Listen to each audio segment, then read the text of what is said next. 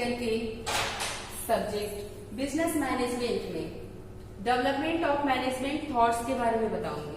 Development of management thoughts के बारे में हमने पिछले क्लासेस में पढ़ा है ancient thought and classical thoughts of management. ये दो थॉट्स हमने पढ़ लिया है। तो क्लासिकल थॉट्स में बहुत सारी कमियां थी जिनको दूर करने के लिए ये न्यू क्लासिकल यानी जो क्लासिकल अप्रोच था वो चिर प्रतिष्ठित विचारधारा, आपको लग रहा है नाम से ही कि पुरानी विचारधारा थी, लेकिन ये नेक्स्ट जो आया न्यू क्लासिकल अप्रोच यानी नव प्रतिष्ठित विचारधारा, ये भी क्लासिकल अप्रोच ही है लेकिन न्यू क्लासिकल नव प्रतिष्ठित विचारधारा है। तो इसमें हम पढ़ेंगे कि human relationship theory and behavioural theory के बारे में।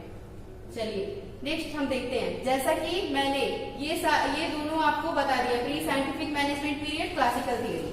अब हम पढ़ेंगे इसके बारे में न्यू क्लासिकल थियरीज के बारे में। जो न्यू क्लासिकल थियरी है वो कैसे अस्तित्व में आया। न्यू क्लासिकल थियरी को first set out by Marshall in his book the principle of economics. Principle of economics में बुक में मार्शल ने पहली बार सेट आउट किया था किसको, न्यू क्लासिकल अप्रोच को। लेकिन George Elton Mayo is considered as founder of new classical theory. जो जॉर्ज एल्टन मायो है उनको कंसिडर किया गया किसके रूप में, फादर या founder of new classical theory के रूप में। There are mainly two element of new classical theory of management. यहाँ दो एलिमेंट हैं new classical theory of management में। पहला है ह्यूमन रिलेशन मूवमेंट, दूसरा है behavioural system. Human relation movement और बिहेवियरल सिस्टम। जो ह्यूमन रिलेशन मूवमेंट है वो क्या है, एक स्कूल ऑफ थॉट है। ह्यूमन रिलेशन मूवमेंट एक स्कूल ऑफ थॉट है। इस ऑर्गेनाइजेशनल बिहेवियर में बहुत सारे स्कूल ऑफ थॉट हैं, उसमें से एक है ह्यूमन रिलेशन मूवमेंट। इसमें क्या होता है, ह्यूमन रिलेशन मूवमेंट में जो ये अस्तित्व में आया हॉथर्न एक्सपेरिमेंट के बाद। जॉर्ज एल्टन मायो ने हॉथर्न एक्सपेरिमेंट किया। हॉथर्न एक्सपेरिमेंट के बारे में मैं बता दूं आपको कि जो हॉथर्न एक्सपेरिमेंट है वो जॉर्ज एल्टन मायो के द्वारा किया गया था। जो जॉर्ज एल्टन मायो थे ये ऑस्ट्रेलियन मनोवैज्ञानिक थे। देखिए, Elton Mayo was born in Australia in 1880 में। जो जॉर्ज एल्टन मायो थे वो पैदा हुए थे ऑस्ट्रेलिया में। ये ऑस्ट्रेलियन मनोवैज्ञानिक थे। ये हार्वर्ड बिजनेस स्कूल में ये एज ए प्रोफेसर नियुक्त हुए थे। किसमें, इंडस्ट्रियल डिपार्टमेंट में, इंडस्ट्रियल रिसर्च डिपार्टमेंट में ये एक प्रोफेसर के रूप में वहां मौजूद थे। इन्होंने the Hawthorne experiment brought out that the productivity of employee. ये हॉथर्न एक्सपेरिमेंट जो किया गया था वो प्रोडक्टिविटी ऑफ एम्प्लॉय, वर्कर जो है या एम्प्लॉय कर्मचारी हैं उनके प्रोडक्टिविटी, उनके उत्पादन को लेकर था। Mayo's idea was the logical factor were far less important than emotional. जो जॉर्ज एल्टन मायो के आइडियाज थे, विचार थे, वो क्या थे, लॉजिकल थे, इमोशनल नहीं थे। तो देखते हैं हॉथर्न एक्सपेरिमेंट था क्या। जो हॉथर्न एक्सपेरिमेंट है, हॉथर्न स्टडी, वो 4 चरणों में, 4 स्टेप में पूरा हुआ। जैसे पहला है illumination study. Illumination study George Elton Mayo ने ये स्टडी किया था, लेकिन George Elton Mayo second step में आए थे, रिले असेंबली टेस्ट रूम में आए थे। सबसे पहले एनआरसी ने, नेशनल रिसर्च काउंसिल ने इल्यूमिनेशन स्टडी करवाया 1924 में। 1924 में एनआरसी ने, नेशनल रिसर्च काउंसिल ने जब इल्यूमिनेशन टेस्ट किया। इल्यूमिनेशन टेस्ट में क्या होता था, लाइट के उतार चढ़ाव, इल्यूमिनेशन यानी लाइट के उतार चढ़ाव। उन्होंने क्या किया, वर्कर के काम करने के दौरान लाइट को घटाए और बढ़ाए, जिससे वो ये चाहते थे, वो इस एक्सपेरिमेंट से ये चाहते थे कि लाइट बढ़ाने पे, आर्टिफिशियल लाइट देने पे वर्कर की प्रोडक्टिविटी बढ़े। लेकिन क्या हुआ, जो लाइट का इफेक्ट था वो बहुत ज्यादा अफेक्ट नहीं किया प्रोडक्टिविटी को। वो इसलिए चाहते थे कि लाइट का इफेक्ट बढ़े कि इलेक्ट्रिकल कंपनी ज्यादा से ज्यादा आर्टिफिशियल तब लाइट बनाए, नेचुरल लाइट की जगह आर्टिफिशियल लाइट का प्रयोग किया जाए और इलेक्ट्रिकल कंपनी ज्यादा से ज्यादा लाइट बनाए। तो इस तरह से यहाँ देख सकते हैं जो इल्यूमिनेशन स्टडी था वो नवंबर 1924 में स्टार्ट हुआ था और खत्म हुआ था 1927 में illumination study. Founded by general electric, conduct by the national research council, यानी एनआरसी के द्वारा किया गया था, ये रिसर्च कराया गया था। नेक्स्ट है measure light intensity vs worker output. इसमें क्या किया गया था, लाइट के इंटेंसिटी के साथ साथ वर्सेस वर्कर आउटपुट, कि इसके जगह लाइट इंटेंसिटी, लाइट को घटाने बढ़ाने पे वर्कर का आउटपुट क्या होगा, इसमें तुलना की गई। रिजल्ट क्या हुआ, higher worker productivity and satisfaction at all light level. Higher productivity, उतना ही प्रोडक्टिविटी रही लाइट के हर लेवल पे, घटाने बढ़ाने से बहुत ज्यादा असर प्रोडक्टिविटी पे नहीं पड़ा।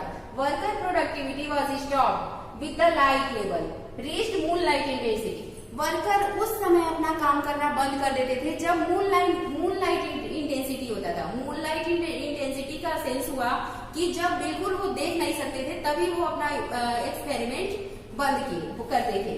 नेक्स्ट इसका कंक्लूजन क्या निकला, जो पहला इल्यूमिनेशन स्टडी हुआ था, लाइट के उतार चढ़ाव की स्टडी हुई थी, तो उसमें कंक्लूजन क्या निकला था कि light intensity has no conclusive effect on output. बहुत ज्यादा इफेक्ट नहीं डालता लाइट वर्कर के आउटपुट पे। इससे भी अलग कुछ इंपॉर्टेंट फैक्टर हैं जो ज्यादा इफेक्ट डालेंगे। ये लाइट ज्यादा इफेक्ट नहीं कर रहा वर्कर आउटपुट को। देखिए, productivity has a psychological component. Productivity बढ़ाने के लिए कुछ साइकोलॉजिकल कंपोनेंट की जरूरत है। एनआरसी द्वारा ये प्रयोग किया गया, लेकिन ये सफल नहीं हुआ, वर्कर की प्रोडक्टिविटी नहीं बढ़ी, जिससे इसमें ये महसूस किया गया कि किसी इंडस्ट्रियल रिसर्चर को बुलाया जाए। तो उस समय हार्वर्ड बिजनेस स्कूल में Elton Mayo industrial research department में काम करते थे, तो उनको बुलाया गया। उन्होंने अपने एसोसिएट्स के साथ आकर उन्होंने 1927 में अपने एसोसिएट्स, व्हाइट हेड उनके एसोसिएट थे, एथियोस बर्गर थे और भी थे इनके एसोसिएट, उनके साथ मिलकर एक स्टडी किया। दूसरा study relay assembly test room study, relay assembly test room study. उन्होंने ये प्रयोग 1927 से 1931 तक किया। 1930 experiment was conducted by Elton Mayo. Elton Mayo के द्वारा ये किया गया experiment, manipulated factor of production to measure effect on output. इसमें क्या किया गया था, इसमें भी आउटपुट को मेजर किया गया कि प्रोडक्टिविटी कैसे बढ़ती है। उन्होंने क्या किया, इस सेकेंड प्रयोग में relay assembly test room study में उन्होंने क्या किया कि रेस्ट पीरियड और आवर ऑफ वर्क, काम करने के घंटे में चेंजेस किए, बदलाव किए। कुछ जैसे 8 घंटे की जगह 6 घंटे किया, 8 घंटे की जगह 8.5 किया, घटाया बढ़ाया, और देखा कि वर्कर के आउटपुट पे क्या असर पड़ता है। लेकिन इसके बाद उन्होंने रेस्ट पीरियड में चेंजेस किए। रेस्ट पीरियड में क्या चेंजेस किए कि जहां 15 मिनट उनको रेस्ट पीरियड दिया जाता था वर्कर को, वहां 15 मिनट की जगह 20 मिनट कर दिया रेस्ट पीरियड, जिससे उनको पॉजिटिव इफेक्ट दिखा प्रोडक्टिविटी पे, प्रोडक्टिविटी बढ़ा। देखिए उन्होंने क्या क्या किया इस एक्सपेरिमेंट में, पे इंसेंटिव। नेक्स्ट उन्होंने क्या किया, इंसेंटिव पे किया। Each girl pay was based on the other 5 in the group. अगर 5 का एक ग्रुप है, गर्ल के लिए ये नियम थे उसमें, लड़कियों के लिए, कि अगर 5 का ग्रुप है उसमें से एक अच्छा काम करती है तो सबको इंसेंटिव मिलेगा। अगर एक भी उसमें अच्छा काम करती है तो सबको इंसेंटिव मिलेगा। इससे क्या होता था, इसका रिजल्ट कि वो मिलकर काम कर देंगे। नेक्स्ट है length of work day and work week. जो वर्क वीक है उसको क्या कर दिया, 5 PM से घटाकर 4:30 किया गया, फिर 4 PM किया गया। Use of rest period to 5 minute break, क्या किया गया, मतलब दो बार उनको 5 मिनट का ब्रेक दिया गया। नेक्स्ट है कंपनी स्पॉन्सर्ड मील। कंपनी क्या की, और बोनस के साथ साथ रेस्ट आवर के, रेस्ट पीरियड के साथ साथ, वर्क ऑफ आवर डिक्रीज करने के साथ साथ उनको क्या की, स्पॉन्सर्ड की मील, भोजन उनके लिए क्या किया, मॉर्निंग में coffee soup along with sandwich, sandwich के साथ कॉफी और सूप भी दिया। तो क्या हुआ, इसका रिजल्ट क्या आ रहा, रिजल्ट देखते हैं। इस एक्सपेरिमेंट का रिजल्ट दिख रहा, higher output and greater employee satisfaction. जिससे क्या हुआ, हायर आउटपुट, बहुत ज्यादा आउटपुट, प्रोडक्टिविटी बढ़ी और वर्कर का सेटिस्फैक्शन भी बढ़ा। तो अल्टीमेटली इससे हुआ हुआ क्या, इसमें एक ड्रॉबैक है कि कुछ वर्कर जिनके एटीट्यूड निगेटिव हैं उनकी प्रोडक्टिविटी नहीं बढ़ेगी। लेकिन अगर ये सब ना दिया जाए तो भी वर्कर एटीट्यूड बहुत मायने रखता है कि उन प्रोडक्टिविटी बढ़ाने के लिए। वर्कर एटीट्यूड बहुत ज्यादा, अगर उनका वर्कर का एटीट्यूड पॉजिटिव है तो वो हर हाल में प्रोडक्टिविटी में इंक्रीज करेंगे, प्रोडक्टिविटी बढ़ाएंगे। नेक्स्ट कंक्लूजन, इस कर्स क्या निकला, positive effect even with negative influence worker output will increase as a response to attention. जितना ही हम वर्कर पे ध्यान देंगे, वर्कर की तरफ ये ध्यान दिया गया कि रेस्ट पीरियड में कमी की गई और रेस्ट पीरियड बढ़ाया गया, आवर ऑफ वर्क में कमी की गई, तो ये सारा वर्कर की तरफ हम ध्यान दिए, जिसकी वजह से क्या हुआ कि वर्कर का आउटपुट बढ़ा। Strong social bond were created within the test group, worker are influenced by the need. देखिए क्या हुआ, नेक्स्ट क्या कंक्लूजन निकला कि strong social bond were created. यहाँ जब each girl pay was based on the other 5 in group, अगर 5 का ग्रुप है उसमें एक काम अच्छा करता है तो सभी को इंसेंटिव मिलेगा, तो लोग मिलकर इसमें सोशल बॉन्ड बना उनके बीच और वो मिलकर काम करने लगे।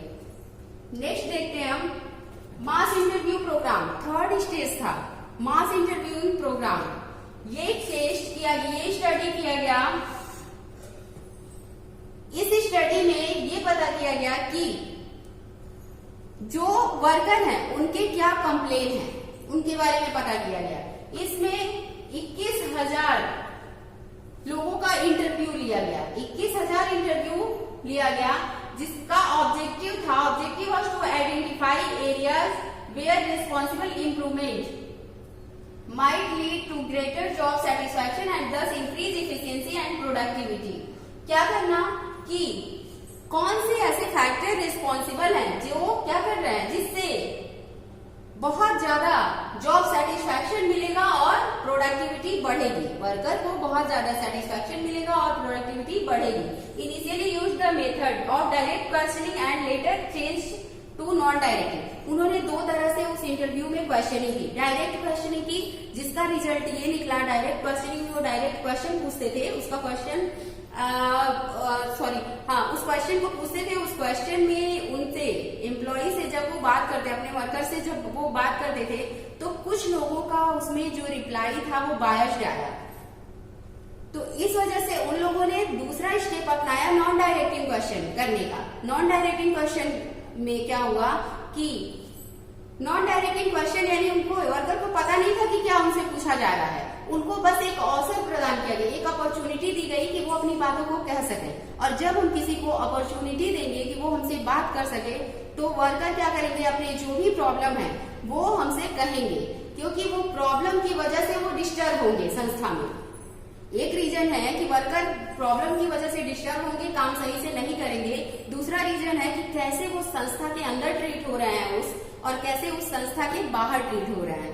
ये दोनों अफेक्ट करेंगे वर्कर के प्रोडक्टिविटी को। तो ये सारे प्रॉब्लम क्या किया गया उस इंटरव्यू में, नॉन डायरेक्टिंग क्वेश्चन के माध्यम से पूछा गया।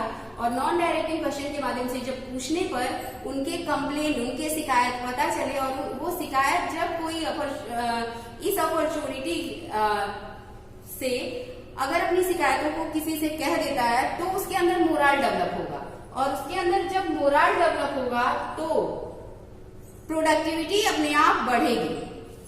देखिए रिजल्ट क्या हुआ इस प्रयोग का, इस इंटरव्यू का रिजल्ट क्या हुआ। रिजल्ट हुआ mainly giving an opportunity to talk and express grievance would increase the morale. अगर हम किसी को अपॉर्चुनिटी देते हैं, अवसर देते हैं बात करने के लिए, तो क्या होगा, वह अपने जो भी ग्रीवांस है, जो भी कंप्लेन्स हैं, उनको करेगा, जिससे उसका मोरल इंक्रीज होगा, उसका मोरल इंक्रीज होगा और उसकी प्रोडक्टिविटी बढ़ेगी। नेक्स्ट है complaints were symptom of deep rooted disturbance. अगर कोई वर्कर डीप रूटेड डिस्टर्बेंस, बहुत ज्यादा डिस्टर्ब है, तो वह अपने कंप्लेंट, अब शिकायतों के माध्यम से अपनी डिस्टर्बेंस को दूर कर सकता है।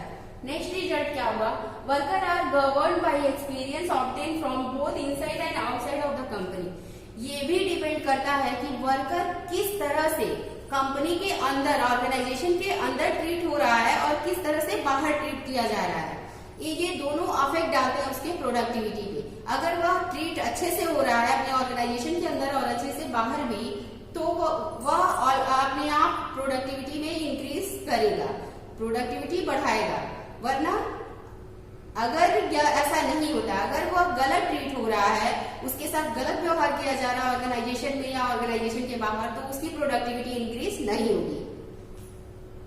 नेक्स्ट है employee counselling programme is very important to make employee feel positive about the work environment. समय समय पर किसी भी ऑर्गेनाइजेशन में काउंसलिंग प्रोग्राम होना बहुत ही आवश्यक है। बिना इंटरव्यू और बिना काउंसलिंग के जो भी वर्कर के कॉम्प्लेंस हैं, जो भी ग्रीवांसेज हैं उनके, वो ग्रीवांसेज या कंप्लेंट वो कभी भी सॉल्व नहीं होंगे और प्रोडक्टिविटी लगातार गिरती रहेगी। नेक्स्ट हम देखते हैं चौथा स्टेप क्या था, बैंक वायरिंग टेस्ट। इस स्टडी में जॉर्ज एल्टन मायो ने क्या किया? The final stage of the study was bank wiring test. ये कब से कब तक किया गया? 1931 से 1932। आपको पहले भी बताया गया कि जो ये हॉथर्न एक्सपेरिमेंट था वो 1924 से 1932 तक किया गया। यह ऑर्गेनाइजेशनल बिहेवियर का सबसे लंबा एक्सपेरिमेंट था। अब देखते हैं कि इसमें क्या हुआ, इस एक्सपेरिमेंट में क्या हुआ। इस एक्सपेरिमेंट में 9 वायरस को रखा गया, 3 सोल्जर्स को और 2 इंस्पेक्टर को। जो 9 वायरस थे वो वायर बनाने का काम करते थे, जो 3 सोल्जर थे वो गाइड करने का और जो भी डिस्टर्बेंस थे उनको हैंडल करने का काम करते थे, और जो इंस्पेक्टर थे वो क्या करते थे? इन्वेस्टिगेशन करते थे। उनका डेली का रिकॉर्ड, इंटरव्यू रिकॉर्ड डेली का रखा जाता था, और ये एक ही काम डेली एक ही काम किया जाता था। तो ये बहुत ही बोरिंग वर्क था। यहाँ देख सकते हैं, the test room house 9 wirers थे, 3 solderers and 2 inspectors, all male between age of. और इसमें सारे, एक और इम्पोर्टेंट बात, इस प्रयोग में सारे मेल थे और किस एज के? 20 to 25। Their job was boring and monotonous. बहुत ज्यादा बोरिंग था और बार बार, मोनोटोनस मतलब बार बार दोहराया जाता था। Pay incentive and productivity measure was removed, observer was introduce and interview conducted. जो वहां ऑब्जर्वर थे, जो ऑब्जर्व कर रहे थे, उनको जो लोग भी ऑब्जर्व कर रहे थे वो क्या करते थे? उनका डेली का इंटरव्यू रिकॉर्ड कर देते थे, डेली वो क्या कर रहे हैं, कैसे कर रहे हैं। Purpose was to observe the study the social relationship and social structure within the group, adopt social anthropology research method to industrial condition. किसी भी इंडस्ट्रीज में अगर हम वर्कर को ऑब्जर्व कर रहे हैं कि वो क्या कर रहे हैं, कैसे कर रहे हैं, और उनका एक ग्रुप बना है, जैसे यहाँ 9 वायरस का ग्रुप था, तो इन लोगों में एक सोशल रिलेशनशिप बन गया था, एक सामाजिक संबंध स्थापित हो गया था। यही हमको हॉथर्न स्टडी में हम पढ़ रहे थे कि ह्यूमन रिलेशनशिप मूवमेंट कैसे हुआ।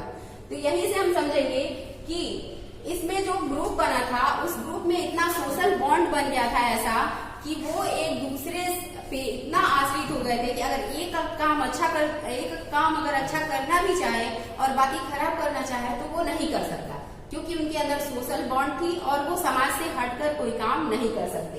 तो इस तरह से ये ऑब्जर्व किया गया कि सोशल रिलेशनशिप बहुत ही ज्यादा मायने रखता है किसमें? इस कहीं भी किसी ऑर्गेनाइजेशन में वर्कर के बीच।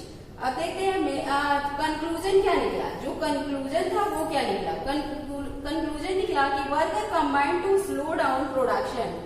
वर्कर जो 9 वायरस थे वो अपना काम तो धीमा करते थे, लेकिन सब मिलकर एक साथ करते थे।